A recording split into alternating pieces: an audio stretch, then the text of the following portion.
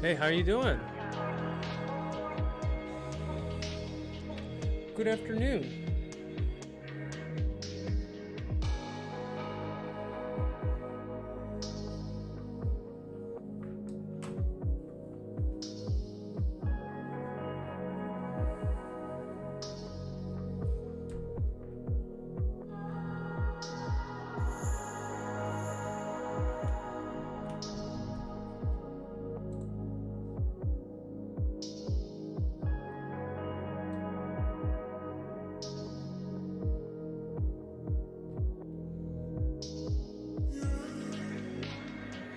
Pretty tired. Woke up today at the early time of 11 a.m. Is that early for you?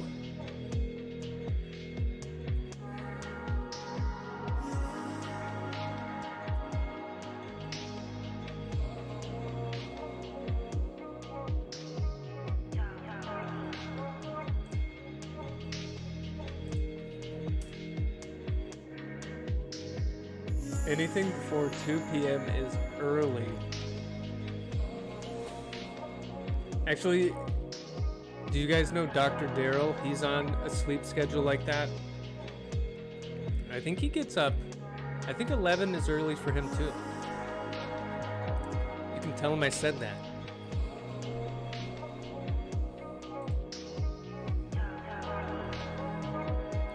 So if you get up at 2 p.m., when do you go to bed?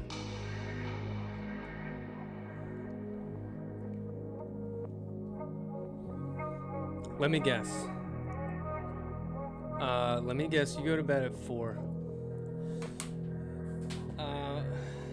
Dilly guesses 4 as well. Yeah, I think there it is, 4 a.m. No, I think that's Dr. Daryl too. I think he's a real night owl. He's a real night owl.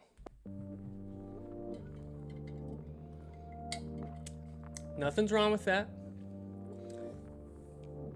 Nothing is wrong with that.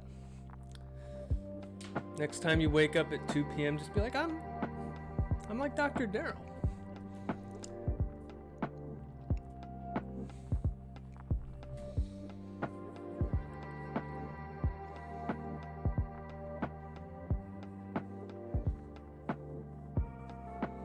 I'm a middle of the road kind of person. I like to get up closer to 8. I'm not a 6 a.m.er.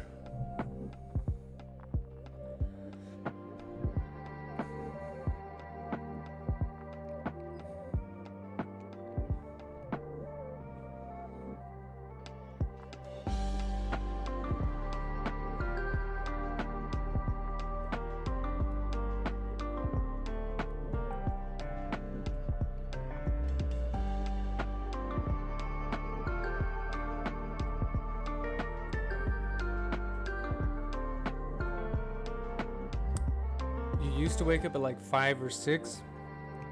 That's a big difference. What changed for you? You shifted it back 6 hours. What happened to you? You've changed.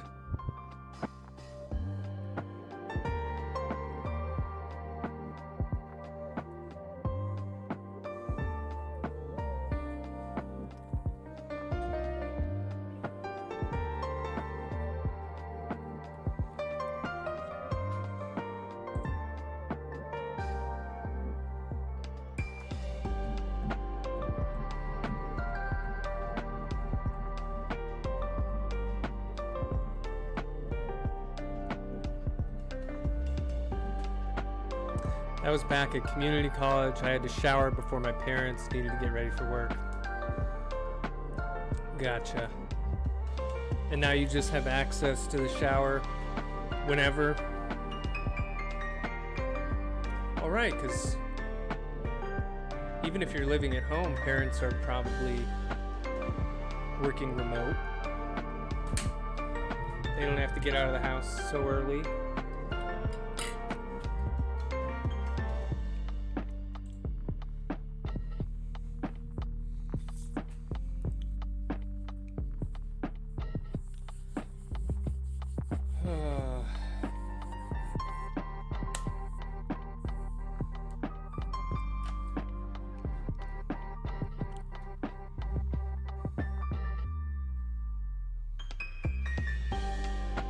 it does have its perks.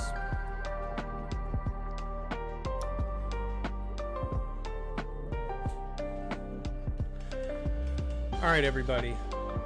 Today, we are going to talk about stability augmentation. We are going to start talking about control systems. That's when it gets fun. That's when it gets fun.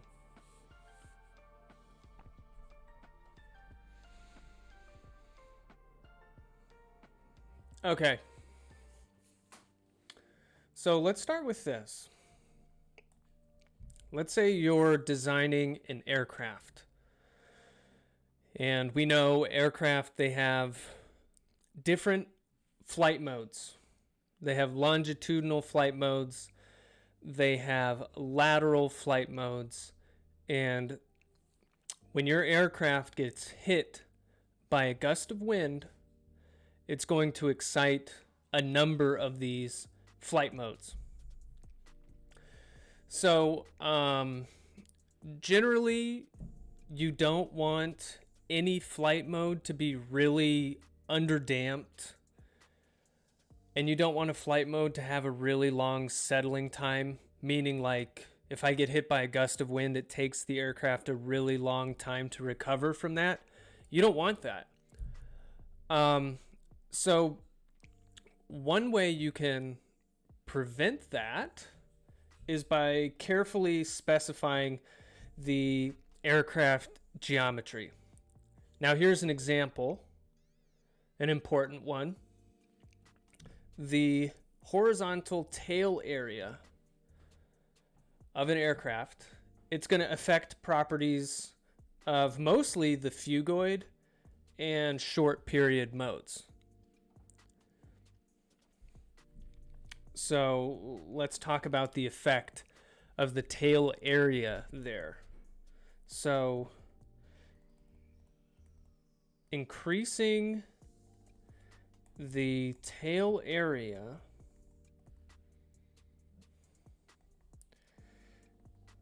increases the damping ratio of the short period mode.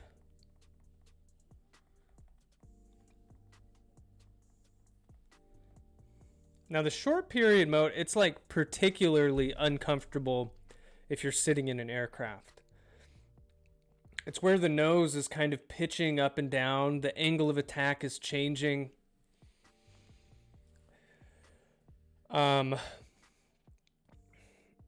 So that's something you want to damp out. You don't want that to just go on and on. So when you're designing an aircraft, you might be like, okay, if I increase the tail area, I can damp out this mode a little bit more.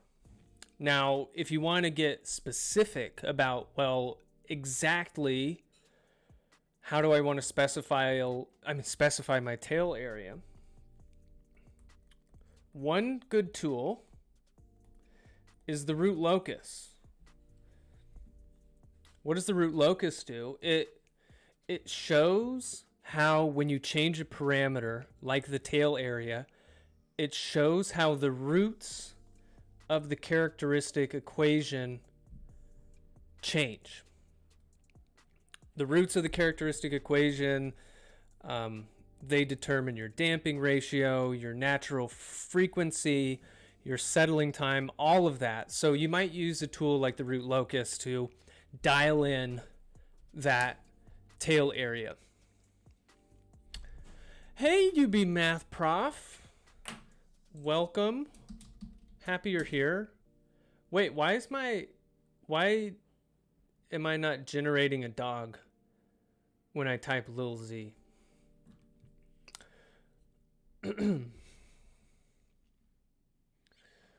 Okay, but here's an important point. Here's an important point. So let's say I dial in. Let's say I dial in the geometry. Stability effectives. What am I saying? Stability derivatives affected by the aircraft geometry change throughout an aircraft's flight envelope or envelope, however you want to say it. What I mean is you might design a tail for your aircraft that damps out the short period mode at a certain altitude at a certain flight speed, maybe 40,000 feet, Mach 0.8 or something. And you dialed in your aircraft tail area.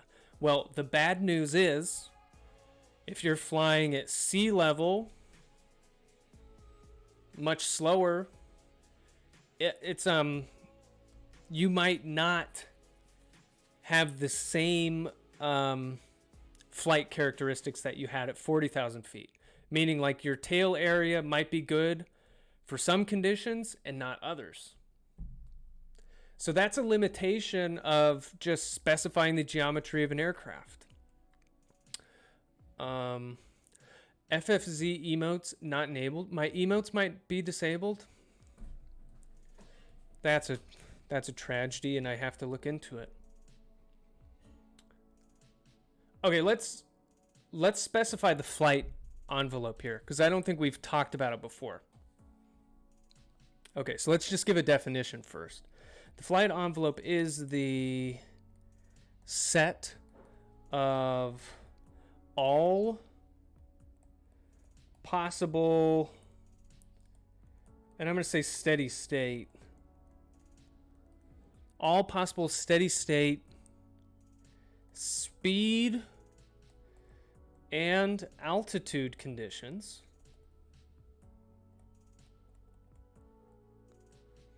that an aircraft is capable of achieving.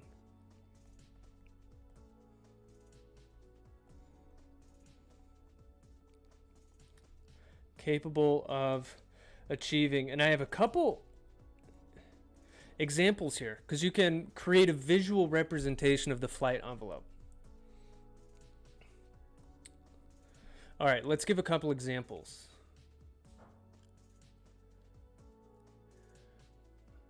Now, these are also called doghouse plots. Can you see why? Each of these kind of looks like a doghouse that got like warped a little bit, and yeah, exactly. So maybe there's like a dog out here.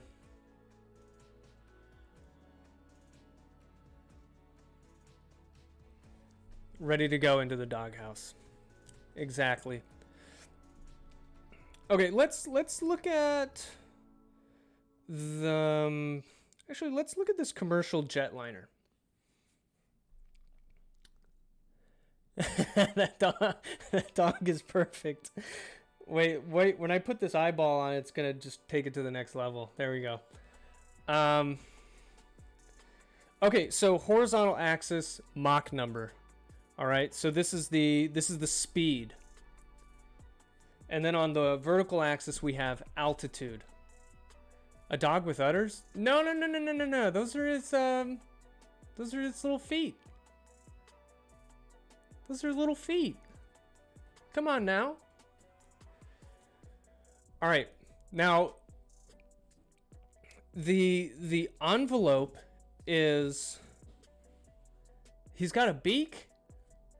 No, that's kind of just his the snout. It's just like kind of, you know, it's just kind of, you know, just okay. So the flight envelope is the area in here. We can operate at a steady state condition anywhere in here. Maybe this is like a Boeing 747. So this represents a jetliner.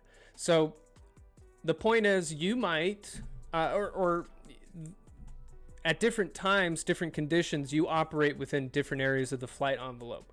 So here in the bottom left, we have takeoff conditions, where we have low altitude and we have relatively low speed.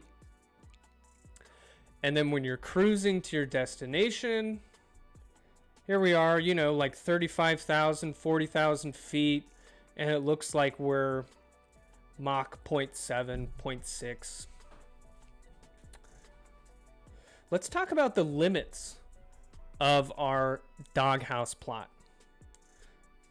There's like 4 sides we can kind of... Let's talk about this leftmost boundary. What do you think that left boundary corresponds to? It's like the lowest achievable steady state speed for a given altitude.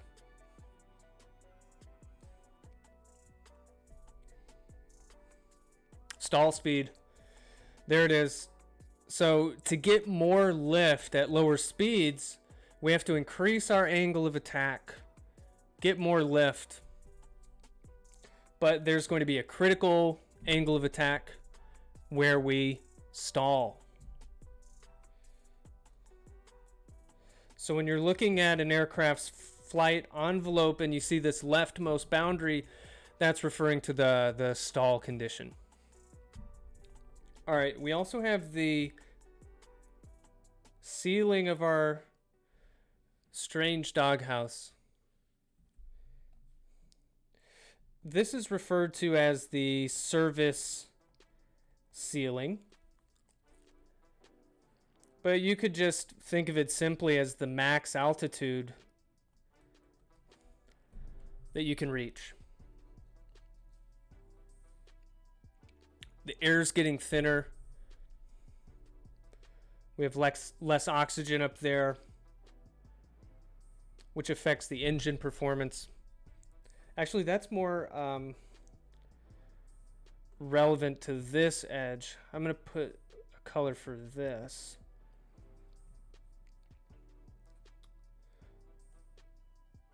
So this rightmost, your plane stops being a plane and starts being a spaceship at the service ceiling. That's right. That's exactly right.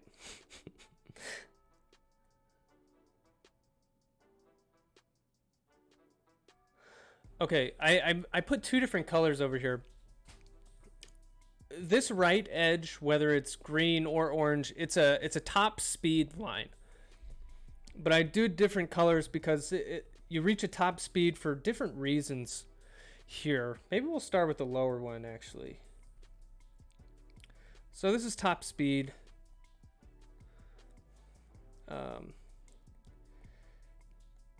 This is where drag is playing a significant role.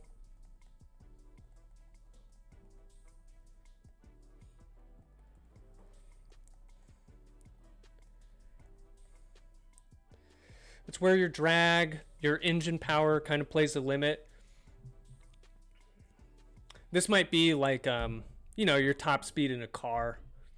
Thinking of it that way. You have a limited amount of horsepower and you're fighting against drag. And so that kind of results in a top speed where the drag balances the power. So over here at higher altitude, it's the same thing. You're reaching a top speed. But my understanding is drag is less of an issue the higher altitude you are, right? But here, like, oxygen limitations affect the engine performance.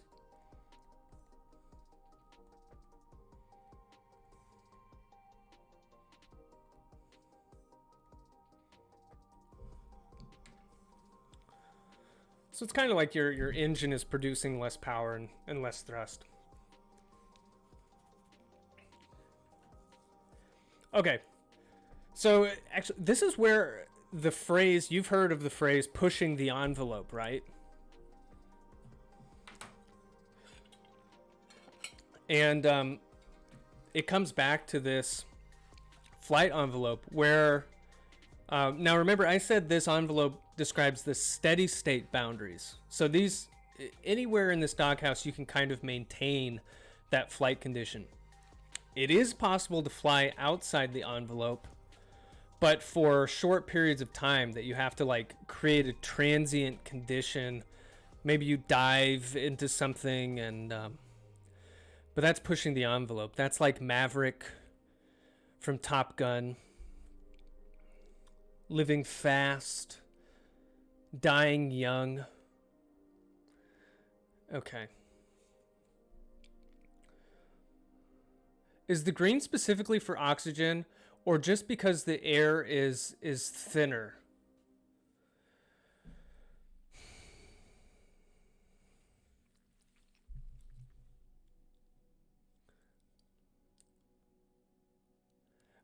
Are the I think that's kind of, are those kind of two sides of the same coin though? Like,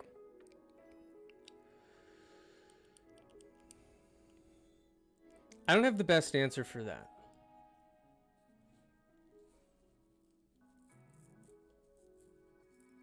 I don't have the best answer for that. You need to figure that out and tell me. I would appreciate that. Okay, this one's interesting. Let's take a look at a fighter aircraft. I kind of wish that they had these doghouse plots on the same graph so that it's easier to compare them. But I mean, like this fighter aircraft, the altitude, we're approaching 80,000 feet. This commercial was more like 40,000, right? So the scale of this, the fighter aircraft has like a 2 times taller flight envelope in terms of the altitude it can explore. And then look at the Mach number. We're shooting out to 2.2. It looks like 30,000 feet.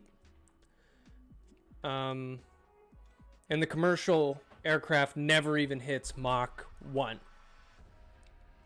So a fighter aircraft just has a humongous flight envelope, and that's because you want to do so many different types of missions that require you to be in different places. I mean, obviously you have to be able to take off.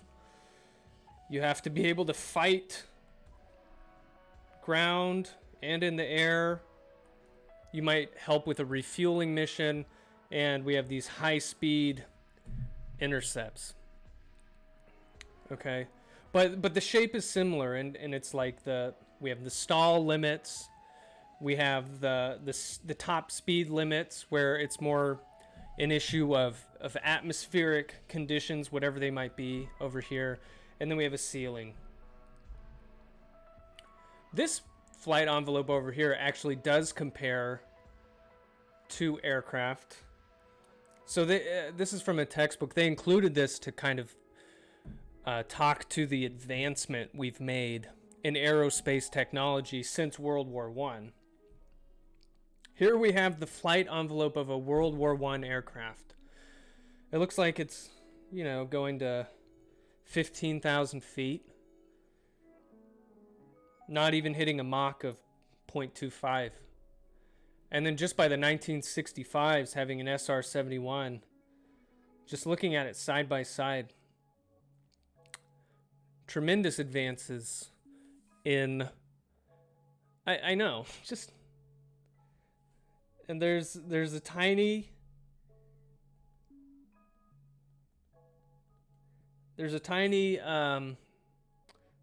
dog that can fit in there, in that doghouse. Okay.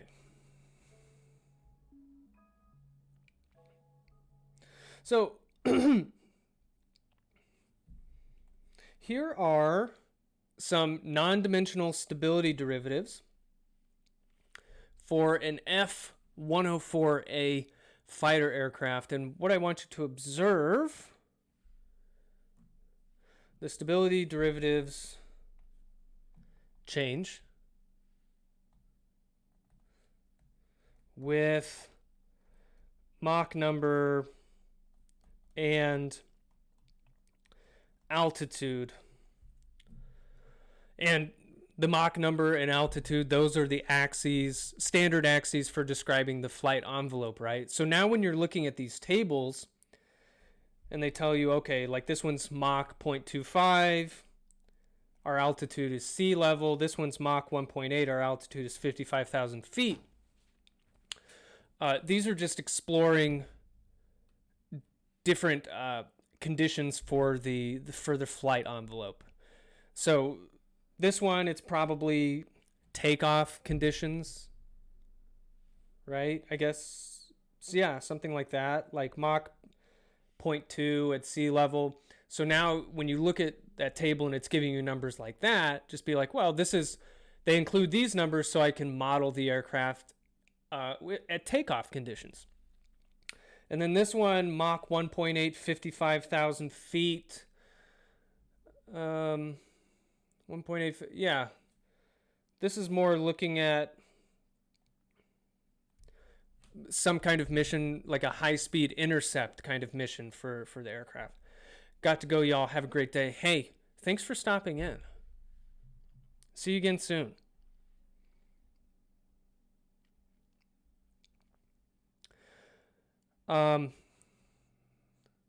Okay, but as you look at this, let's see. Let's find a big difference.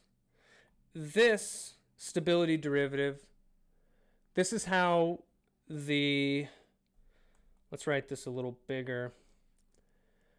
This stability derivative is talking about how the pitching moment, capital M, is affected by your angle of attack.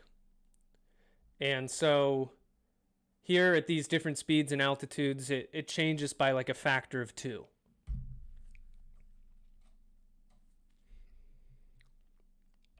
So here's something you have to consider. A flight mode might be stable. Stable in one region of the flight envelope,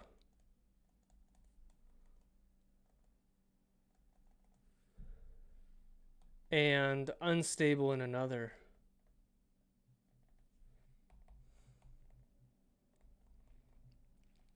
Maybe the stability derivative changes by a large enough factor in one region where it's like, well, I designed my tail area for this condition and for takeoff, and then maybe when I get engaged in a high-speed intercept, I'm finding that, oh my gosh, this thing behaves terribly. So the point is, the geometry of an aircraft only provides good handling characteristics for a limited set of reference flight conditions. Reference flight conditions.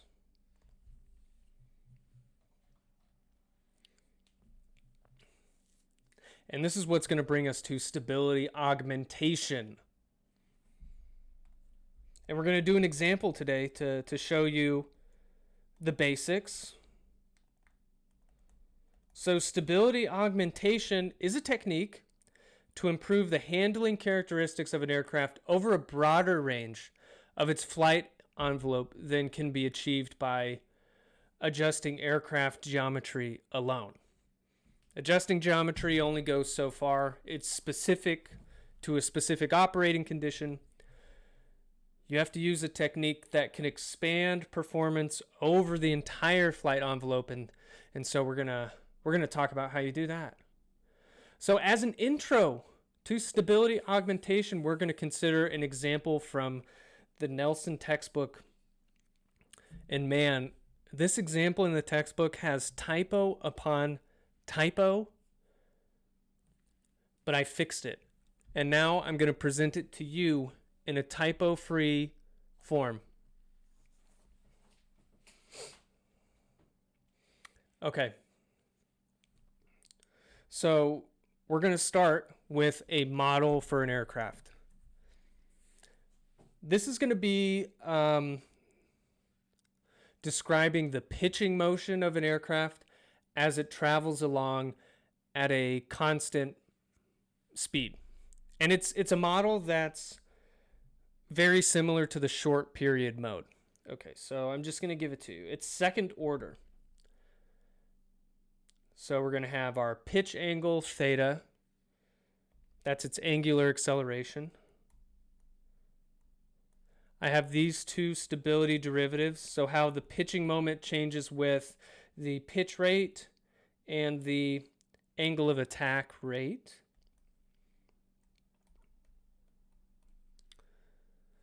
And then alpha.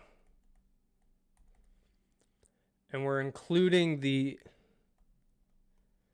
effect of the elevator over here. So the elevator is going to be our control input to affect the dynamics of the pitch angle here. Now for a standard second order model, if it's underdamped, well, even if it isn't underdamped, the coefficient in front of this term is 2 times the damping ratio times the natural frequency. The coefficient in front of this term is the natural frequency squared.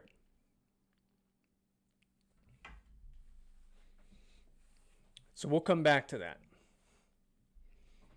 Now, this model assumes that the aircraft is constrained to pure pitching motion at constant altitude and velocity. So it's like, if you want to visualize this, it's kind of like a wind tunnel experiment. Imagine something that's kind of pinned there and it can go up and down, or it can pitch.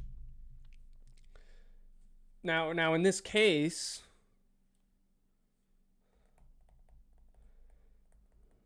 because of those constraints, the pitch angle is equal to the angle of attack.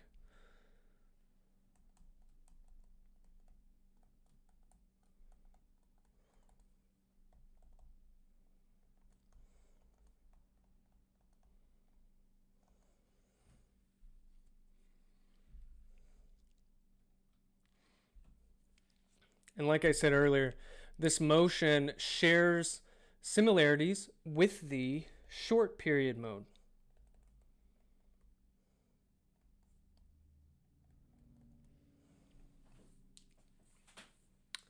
All right. So, okay.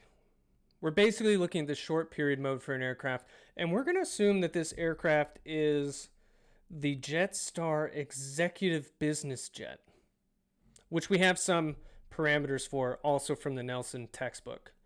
And where are we in the flight envelope? Where we're cruising at 40,000 feet, Mach 0.8. And this is what it looks like. It's kind of a little classy personal jet. Wing area of like 540 feet squared. Wingspan tip to tip 53 feet. A mean chord length 10.93 feet. Weighs 38,000 pounds. So on and so forth.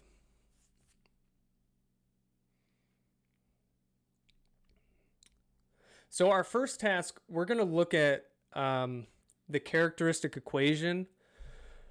We're going to solve for the damping ratio, natural frequency of this model, and just look at where it stands right now before we do any modifications. Okay, so let's figure out how fast it's going, because we have the Mach number of 0.8.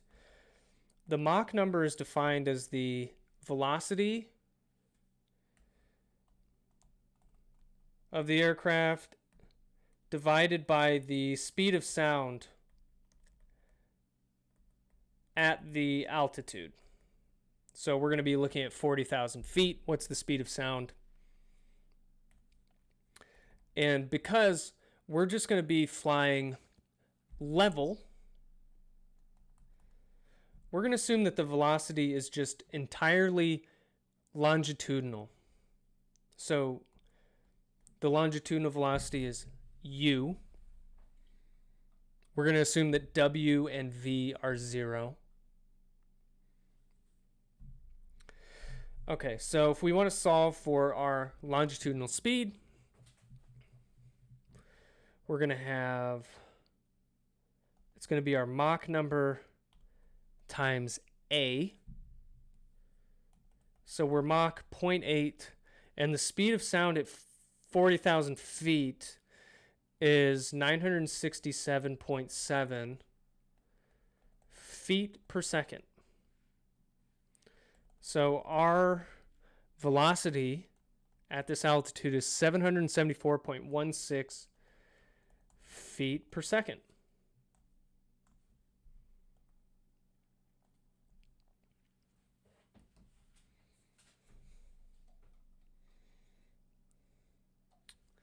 Okay, great.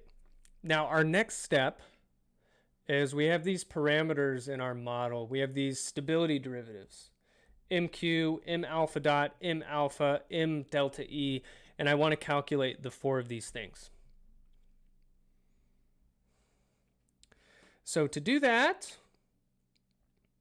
it's going to depend on quantities from this table. It's going to depend on this airspeed, so good we have that right away. To calculate all of these, we're also going to need the dynamic pressure, Q. So let's get that. It's 1/2 times the air density times V squared. Well, we said V, according to our flight condition, it's just going to be U. And then the air density at 40,000 feet, it's 5.87 times 10 to the negative 4th slugs per cubic foot. And then we have to multiply by our velocity squared. So let's just say it's 774 feet squared. And then after we square it, it'll be feet squared over seconds squared. If you multiply this out, you're going to get 175.83 slugs per feet times seconds squared. And then you can play with the units a little bit, but we're going to get rid of the slugs here. Nobody likes a slug.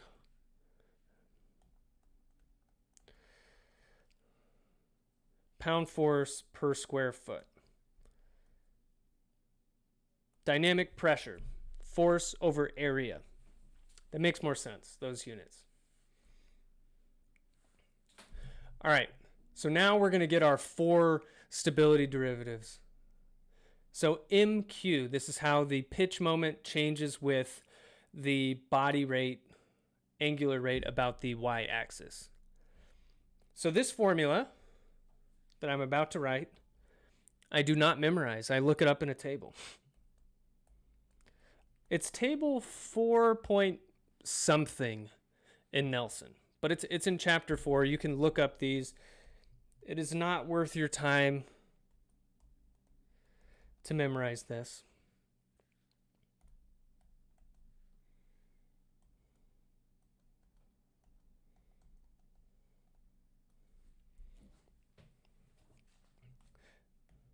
Basically, you have your stability derivative. It's always going to be a function of the non-dimensional version of the stability derivative.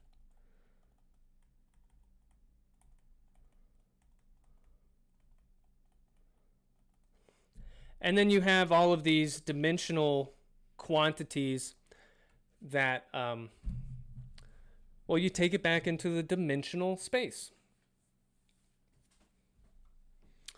Okay, so C M sub Q. You just go up to, okay, this is our flight condition. So we're looking at this row, and CMQ.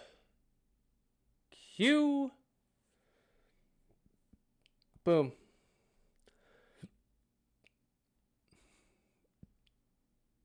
So we'll just keep going back there. So I'm going to put negative 0.92. Looked it up from the table. The mean chord that's given to us, it's 10 point. It's almost 11 feet. And then we already calculated the speed. We do 2 times 774 feet per second. We multiply by the dynamic pressure, pound force times feet squared. Then we multiply by S, the plane form area. That's 542.5 feet squared. Usually this is the area under the wings, but it also includes the area that connects the wings across the fuselage. And then we multiply once again by the mean chord. And then we have this inertia about the y-axis, 135,869 slug times feet squared. Whew! A lot of numbers, a lot of work to get a stability derivative. Actually, it's not too bad. 0.0498 seconds to the minus 1. Brilliant.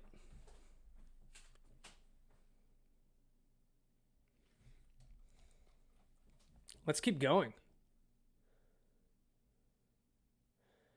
Fortunately, once you do this for one of the stability derivatives, all of the equations tend to have similar terms over and over.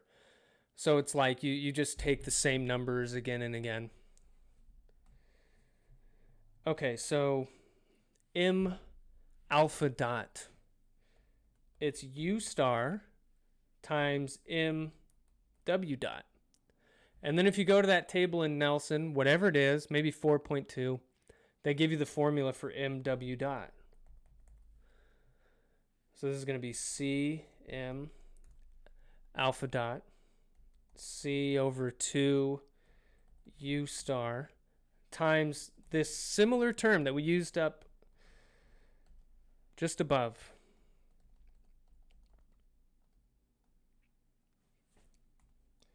Here we have those u stars canceling.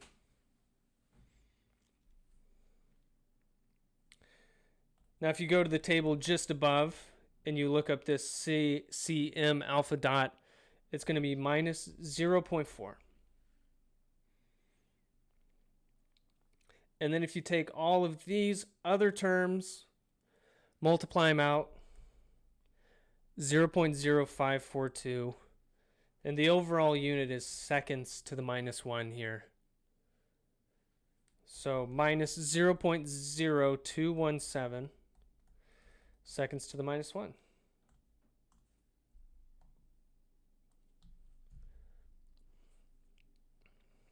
All right, now we have 2 stability derivatives, 2 more to go.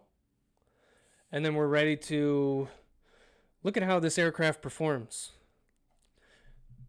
I'm just going to give you a sneak peek. It has some issues. And that's why we're going to do some stability augmentation. Okay. So this is going to be u star times this dimensionless stability derivative times this stuff.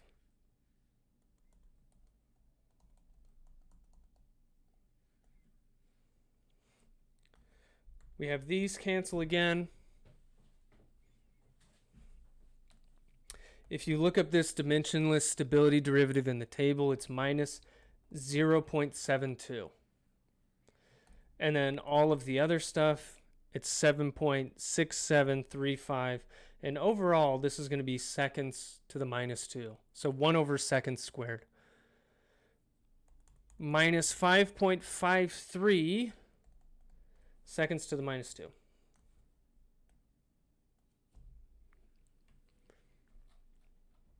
One more. This one's for our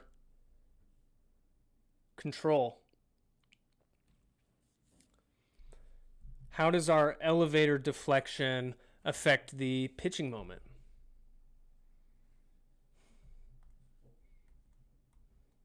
We have this dimensionless stability derivative times some dimensional quantities, dynamic pressure, etc. So minus 0.88 times 7.67 seconds to the minus 2. So then we're going to get minus 6.75 seconds to the minus 2.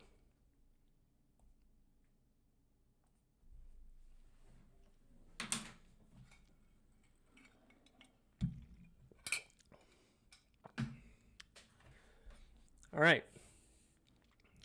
So we have all the numbers now for this business. What was it called? The Jetstar.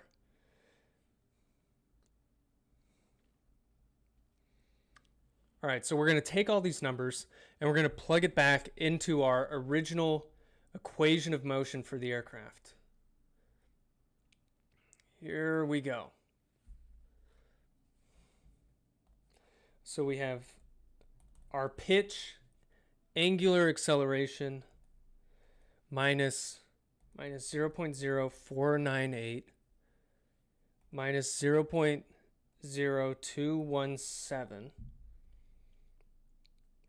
We could put the units in here. Why don't we do it? These are all seconds to the minus 1, I believe. It is helpful to check the units. Because like this, for example, it's an angular acceleration. It's radians per second squared. Radians are dimensionless. So you could just consider it 1 over second squared. So now we have these variables are 1 over second times 1 over second. So the dimensions are consistent. It's 1 over second squared for everything. Okay, then we have this. Minus 5.53. And then this one was seconds to the minus 2. Which is perfect because I'm multiplying by a non-dimensional quantity. So everything is seconds to the minus 2. And then we have this stability derivative. Minus 6.75 seconds to the minus 2 times our elevator angle.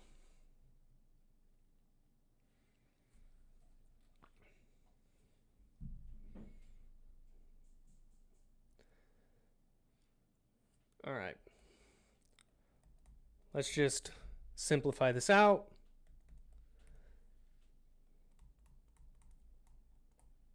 Now I'm leaving off the units. We checked that everything is okay.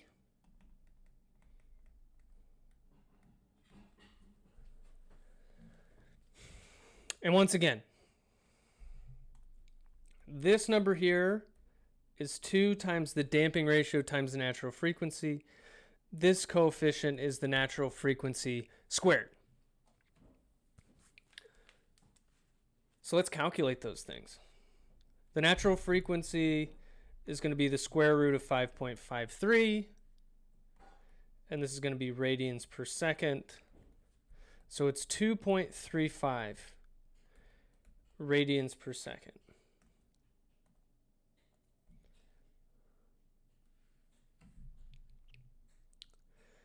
The damping ratio, we're going to have 0.0715 divided by 2 times the natural frequency. So I'm just solving from this equation right here.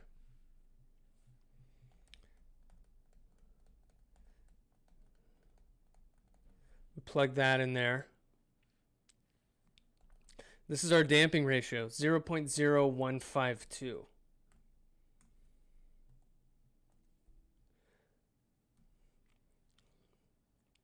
When you have a damping ratio this small,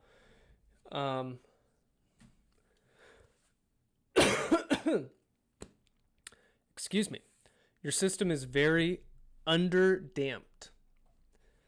Lots of oscillations. And further, a longer settling time. So here we have our settling time. It's approximately 4 over the product of the damping ratio and the natural frequency. And if you multiply it all out, it's 112 seconds.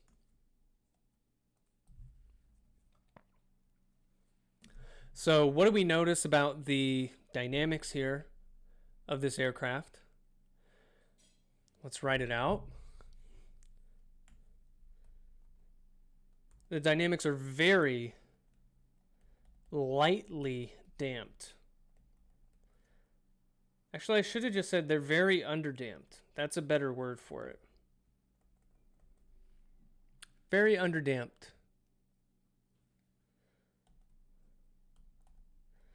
And have a settling time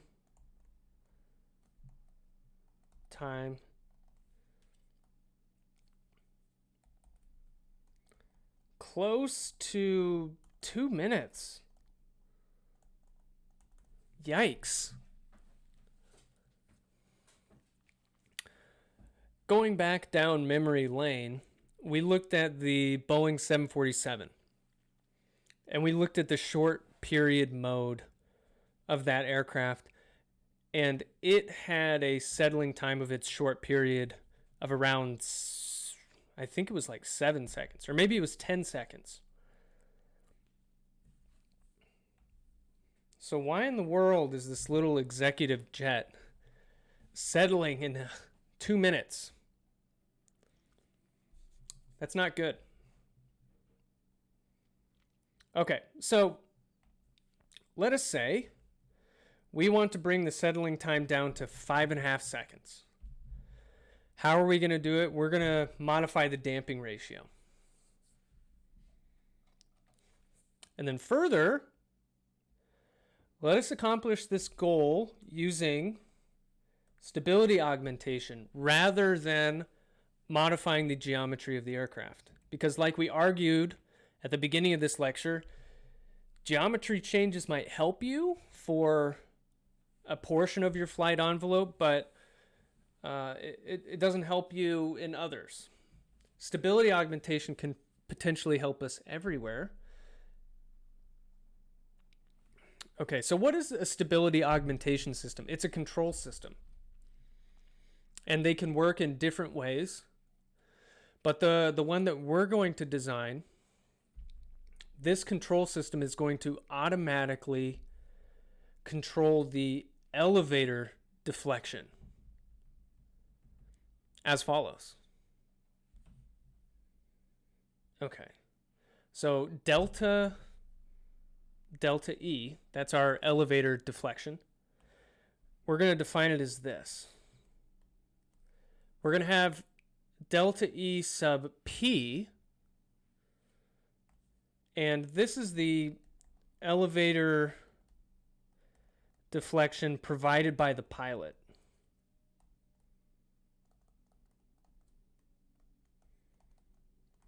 So they're using the stick. This is what they contribute. But what we're going to do is we're going to augment the deflection that the pilot chooses in this way. We're going to add a parameter K times the delta theta dot, which we'll call it the pitch rate. So this K is going to be our controller gain. You've probably heard of a controller gain before. It's just a proportionality factor. This is our pitch rate, and it's going to be measured by a sensor on the aircraft.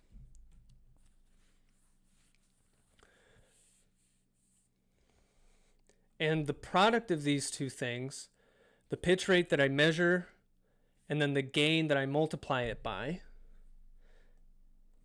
this is going to be our augmentation of the elevator deflection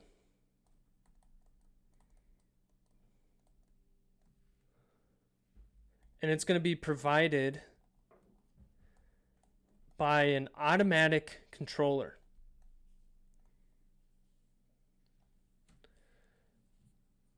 So it's going to be administered by a computer. The pilot won't even know it's there. And then this, the combination of what the pilot administers and what our controller augments, this is going to result in the overall elevator deflection. So this overall quantity is what physically happens to the aircraft. This will be the angle that the elevator is actually deflected. So maybe the angle that the pilot intends, even though it's more by feel, as you're not as a pilot, you're not oh, I'm going to bring it to 1 degree. You're going to be oh no, I'm just moving the aircraft around. But whatever they intend, it's going to be augmented, and then this final thing is what the aircraft is actually going to do.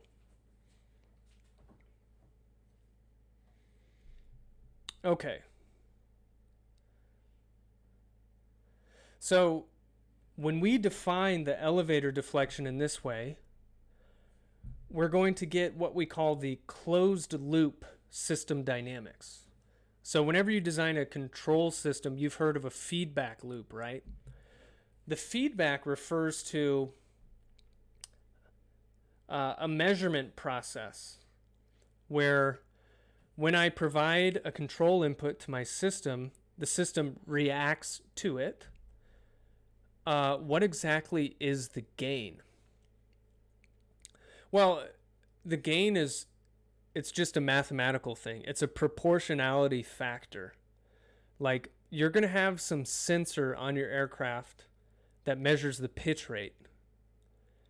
And then, based on how we choose this control gain, we're going to take that sensor measurement, multiply it by this proportionality factor, and then tell some servo mechanism to actuate the elevator some extra amount. So you have some motorized servo mechanism that's going to be adjusting the elevator according to what this control specifies. So the gain isn't it's not like a physical thing. It's just it's going to be operating on a computer. Okay. So let's take our dynamics. This is going to be the same equation that we wrote up above. Except on the right-hand side where we have our control input, I'm going to substitute this new control law. If you've heard the word control law, it's basically a definition of your control input that you've specified to achieve some kind of performance or whatever. You know what I mean. Okay, so I have minus 6.75 times the elevator deflection, and this is the elevator deflection.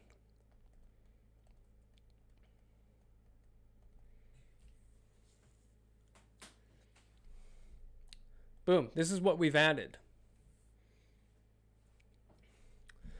Now watch what happens. This has this depends on delta theta, right? So we measure delta theta dot.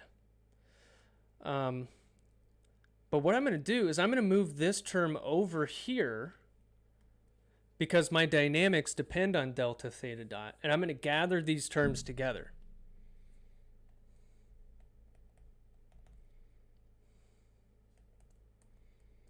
So I have this term multiplying delta theta, and then I'm going to bring over this 6.75 times k times delta theta dot. And I think this kind of example is a good picture if you've never studied control systems before. I think this gives you a very good picture of how control systems work. Because look what's happened to our equation. Effectively, we now have a new characteristic equation. So this term in front of delta theta, well, this is going to dictate our damping ratio. Our natural frequency has been unchanged. Like we still had a 5.53 in front of that delta theta term. So what a control system does,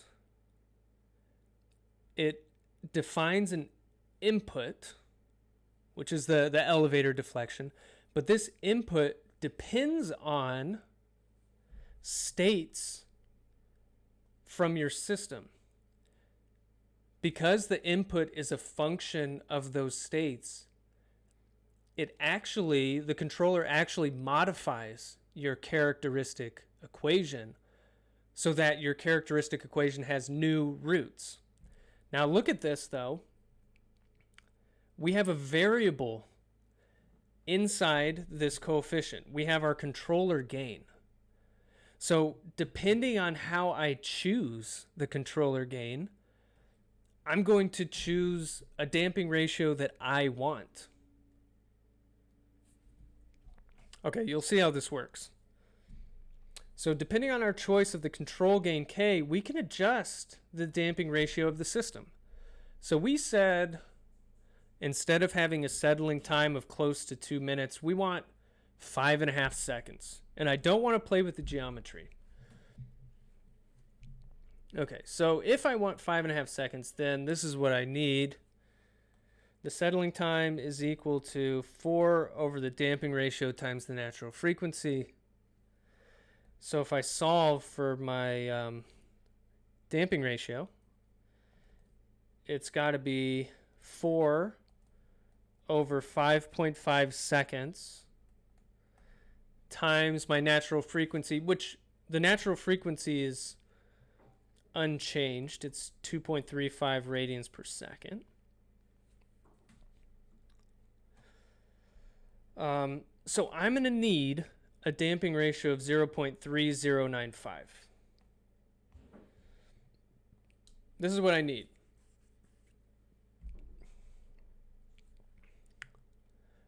Okay, so with our controller, we now have this coefficient, 2 times zeta times omega n, is equal to 0.0715 plus 6.75 times our controller gain. So now the only unknown in this equation is my gain, because I'm saying this is the new damping ratio that I want, and my natural frequency, I already have that specified. So I solve for it. K is 2 zeta omega n minus 0.075 over 6.75. Or 2 times 0.3095. That's my new damping ratio. 2.35, blah, blah, blah, blah, blah.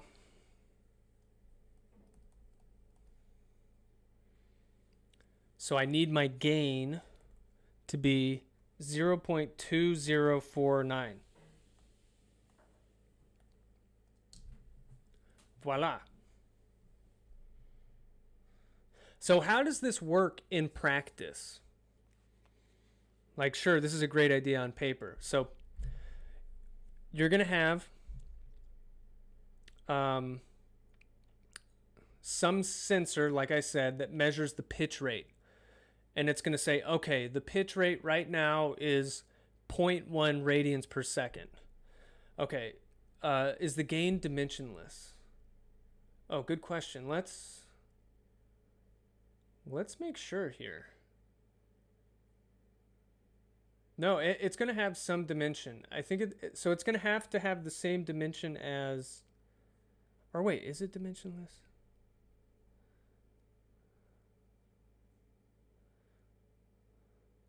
Okay, so 6.75 is seconds to the minus 2. Hold on a second here.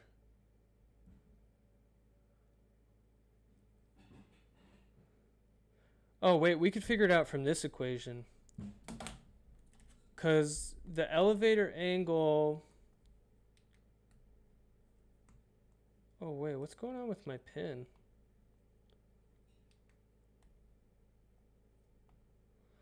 Oh, no, it's doing like the select tool instead of the writing tool.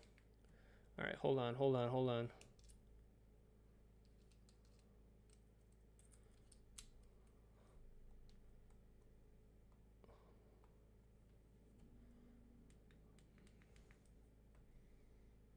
Really?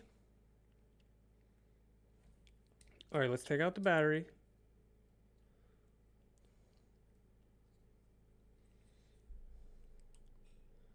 Let's put back in the battery.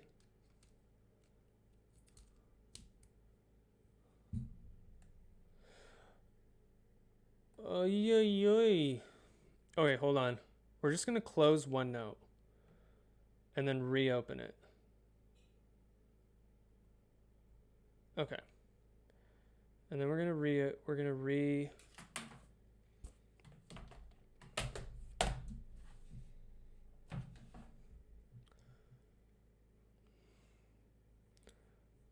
gonna get it. Okay. Yes! Okay.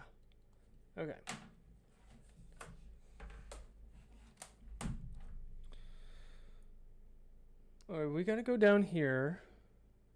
Okay. So we know that the elevator deflection is an angle. So this product over here has to come out to be equal to an angle. This is radians per second. So this has to be seconds. Interesting. So the control gain is technically seconds.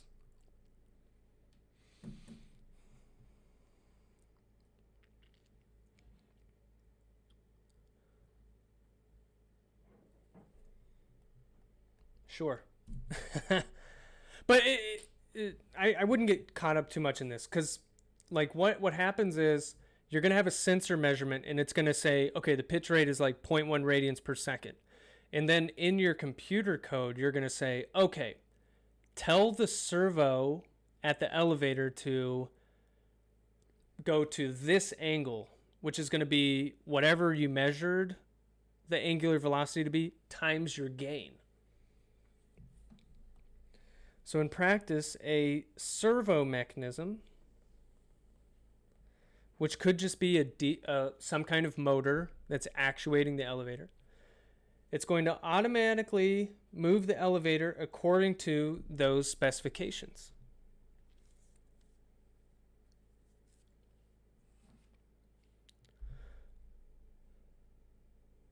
So the concept's pretty simple. When you do it in practice, there's extra considerations that'll come in, I guess. But, okay, we're going to run a simulation. Or I already have run a simulation. So let's say the pilot introduces a step elevator deflection of 1 degree. So this is like what the pilot does.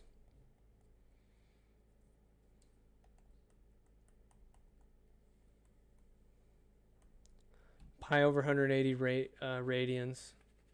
And so let's compare how the aircraft responds with and without stability augmentation. So I got 2 plots here. This top one shows the pitch angle of the aircraft. This one shows the elevator deflection, delta E. So in red, this is just what the pilot does without stability augmentation. They move the stick and the elevator just goes to 1 degree.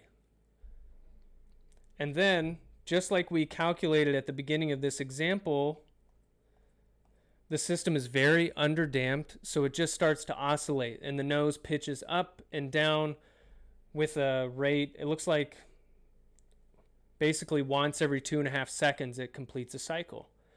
And this is going to oscillate for 112 seconds. It takes forever to damp out. Okay, what does the stability augmentation system do? It says, okay, the pilot has moved the stick to something corresponding to 1 degree of elevator deflection.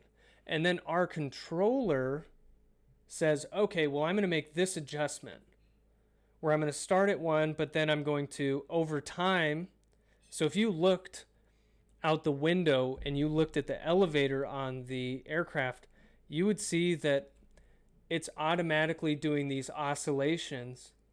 And what that's doing is it's introducing a pitching moment to offset these oscillations. And so what's the effect? Well, instead, the pitch does this. It goes down, it comes up, and then it settles in about 5.5 seconds, just like we designed. And I don't know. I think control systems are so cool. It's a beautiful thing because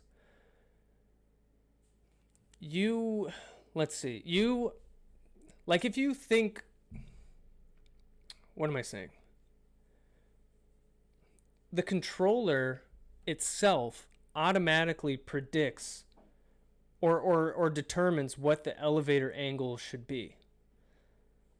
To design this control system, we just used some properties of the characteristic equation, and we said, okay, the gain has to be 0.2 to get this damping that we want. And then the controller on its own is going to make these adjustments. And if we're at a different altitude, it'll make different adjustments. Actually, you can, because at a different altitude, you would have to develop a different control law. Like maybe instead of having a gain of 0.2, you'd have to change the gain to like 0.5 or something. So depending on the altitude that the aircraft is at, you have a line in your code that switches up the gain accordingly.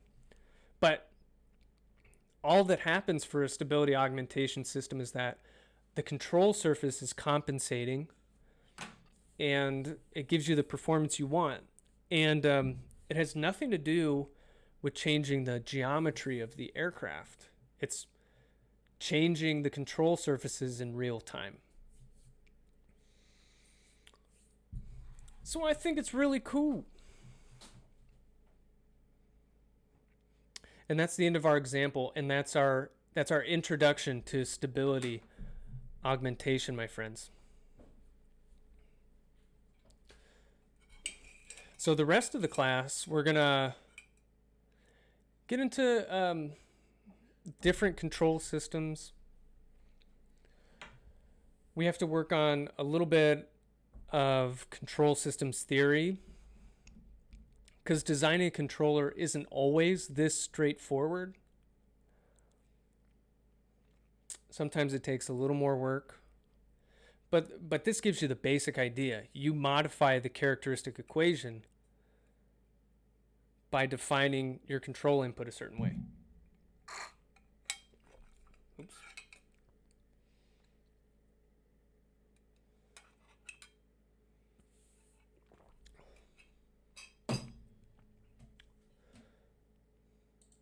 We're going to bring back the music. What happened? Where'd the music go?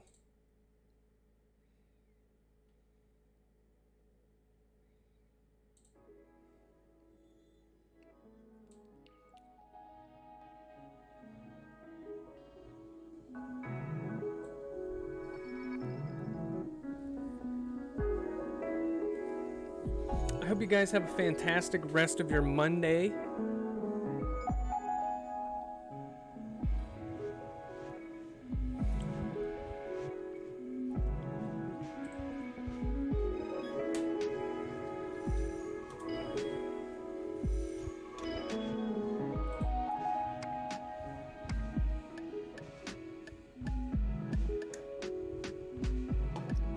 Thanks for your attention.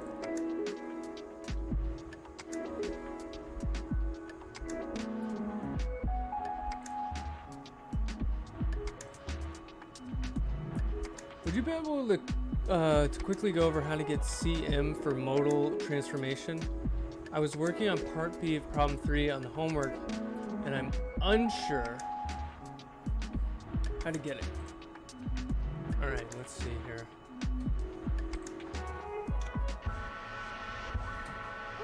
Part 3.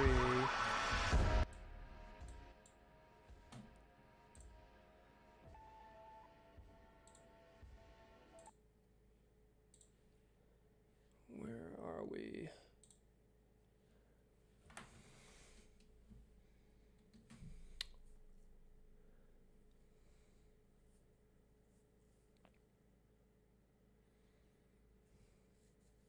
If the pilot pushes the elevator to its limit, the stability augmentation wouldn't be able to achieve the 5.5 second settling time, right? That's true. That's true. Like if the elevator has a limited span over which it can deflect. And if it's ever pushed to its limit where it just can't get that angle, then you're right. It won't be able to do the 5.5 seconds. At least in this case, it looked like the elevator only needed to deflect up to 1.1 degrees. But you are absolutely right.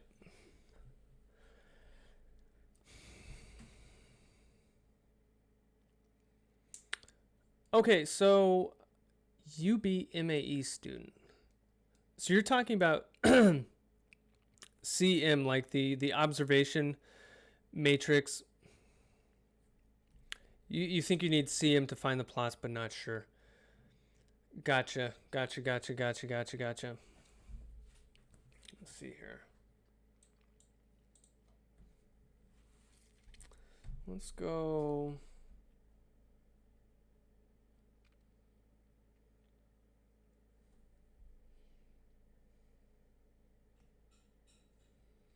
Let's go here.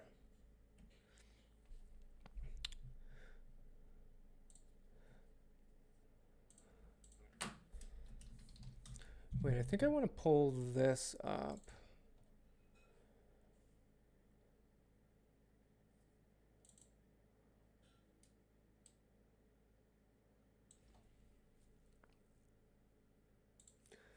Do I want to look at this?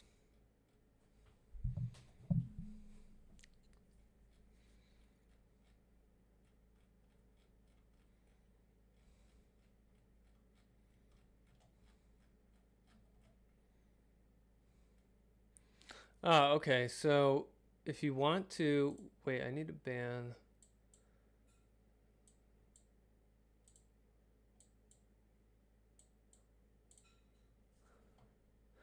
So if you want to excite a specific mode, okay, that's easy enough. You go to the modal coordinates, you define whichever modal state to be like 1 or whatever, leave the rest alone.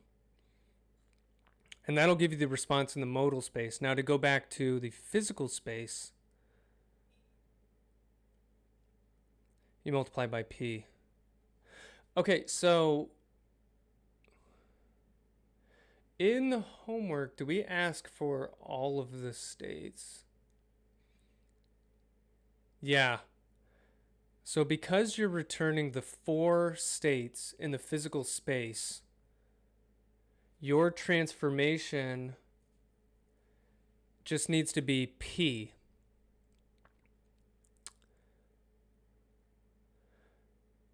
Oh, are you using... So you don't necessarily need the CM matrix if you're using the initial command. Is that how you're doing it? Are you using initial? Okay, yeah, so you're using initial. So because that requires you to specify like a state space model with an A and a C matrix.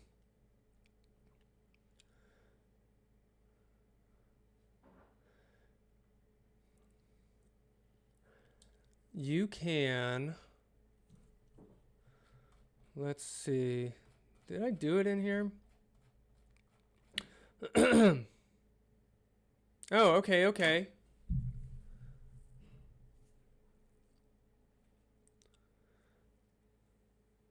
Okay, so you would just do for your A matrix, you would use the modal A, that's fine. And then if you want your output to be the physical states, you're going to have to do Cm times delta Z, that's fine. And because we're observing all of the states, C would be the identity matrix. So you be MAE student, I think all you need to do is define Cm to be equal to P. Yeah. If you're using the initial command, you use AM for your A matrix and you use P for your C matrix. And that'll return the physical states. Lewis says, I can't find the November 6th lecture for road vehicle dynamics on YouTube, but there's two 11.9. Oh, that's probably just my mistake. Maybe I can...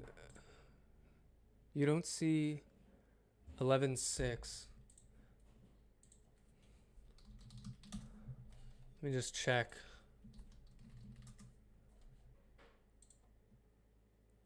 I'm 13. Oh yeah, I have two 11.11s.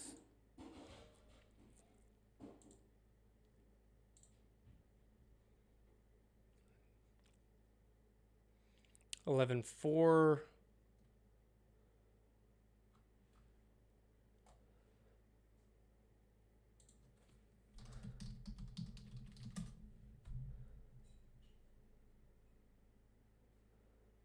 Let's go over here.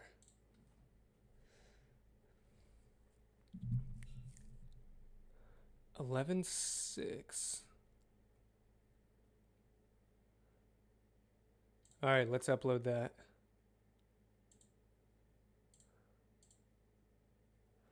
Okay, I'm sending that over to YouTube, Lewis. What else am I missing? 11.11, 11.13. I have that.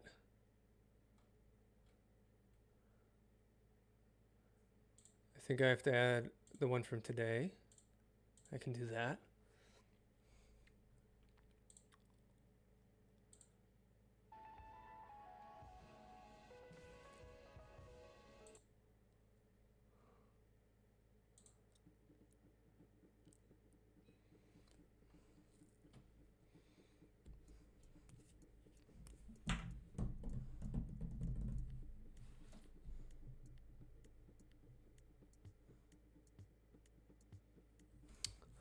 And the lecture note for fall 2018 is not there. Road vehicle dynamics. Interesting. Oh, right. There's a couple that I still need to upload. I think the same for flight.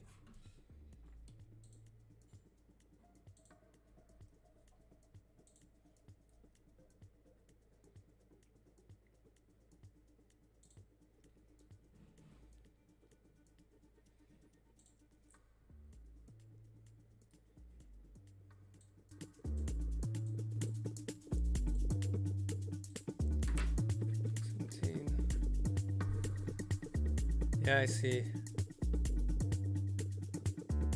Okay, thanks for pointing that out, Lewis.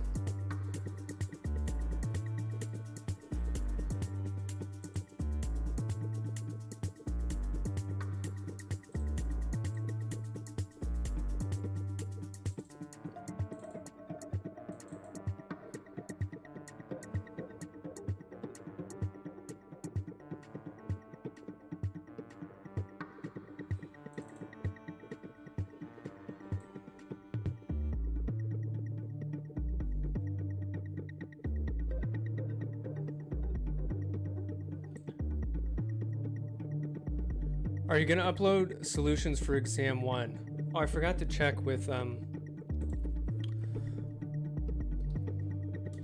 Dr. Lagore. Let me...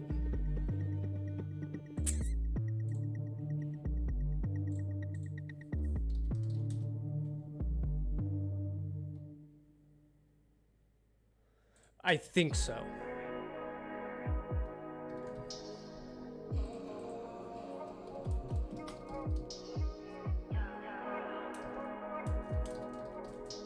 Yeah, we'll get the homework solutions up.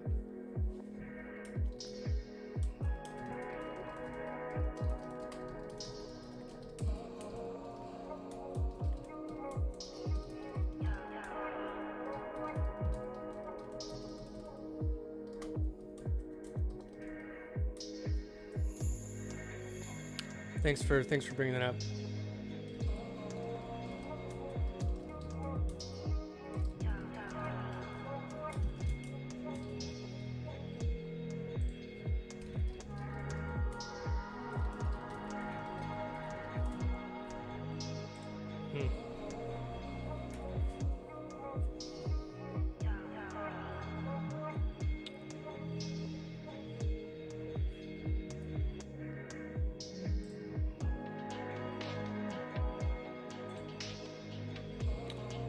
I'm just asking because I noticed homework 7 got graded, but the solutions aren't up. Okay. Okay, thank you for that. I'll make sure those get up.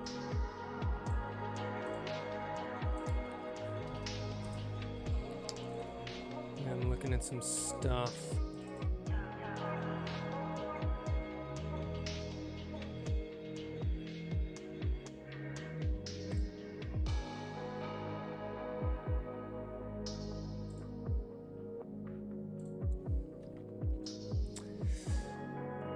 Interesting.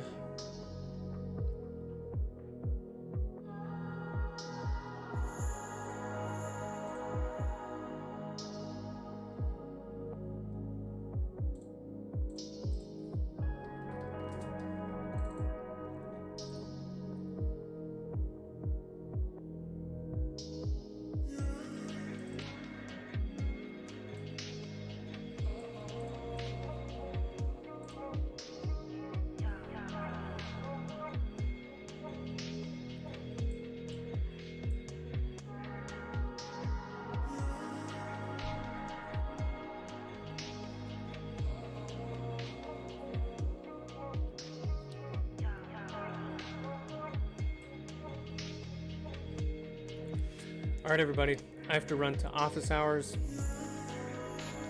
It's always a pleasure and a privilege to hang out with you Monday, Wednesday, Friday. Enjoy the rest of your Monday. I'll see you on Wednesday.